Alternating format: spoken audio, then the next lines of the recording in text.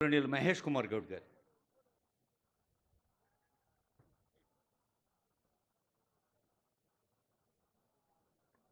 గౌరవనీయులు రాష్ట్ర ముఖ్యమంత్రులు రేవంత్ రెడ్డి గారు, వేదికపై ఉన్నటువంటి ఉప ముఖ్యమంత్రి బట్టి విక్రమార్క గారు, మంత్రులందరికీ, ముందున్న రైతులందరికీ కూడా నమస్కారం.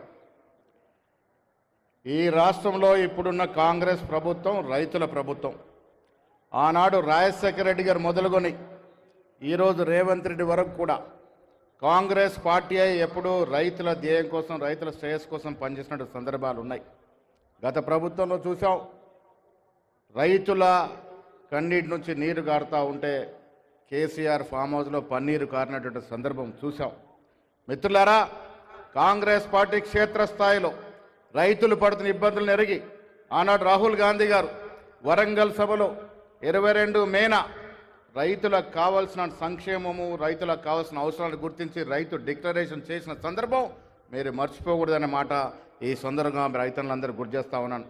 రాహుల్ గాంధీ గారు ఇచ్చిన మాట ప్రకారం మీ దయ వల్ల మీరందరూ ఓటేస్తే ఈనాడు రాష్ట్రంలో అధికారించిన కాంగ్రెస్ పార్టీ రేవంత్ రెడ్డి గారు ముఖ్యమంత్రిగా ప్రతి క్షణం, ప్రతి దినం రైతుల శ్రేయస్సు కోసమే ఆలోచిస్తూ ఉంది, పనిచేస్తూ ఉంది అనే మాట మీకు స్పష్టంగా చెప్తా ఉన్నాను. దాని కారణంగానే గత 10 ఏళ్లలో చేయనటువంటి రైతు రుణమాఫీ 18,000 కోట్లు 9 మాసాల్లో ఇచ్చిన ఘనత కాంగ్రెస్ ప్రభుత్వం అనే మాట ఈ సందర్భంగా మనవి చేస్తాను.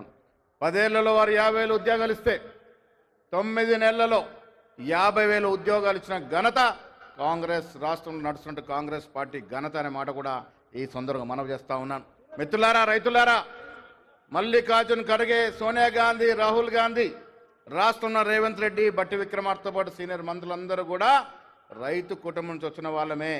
మీకోసమే పనిచేసే ప్రభుత్వం ఈ రాష్ట్రంలో వచ్చింది, మీరు తెచ్చుకున్నారు. ఆహర్నిశలు మీకోసమే పనిచేస్తుందన్నమాట ఈ సందర్భంగా మనవి చేస్తూ సెలవు తీసుకుంటా ఉన్నాను. జై హింద్, జై కిసాన్.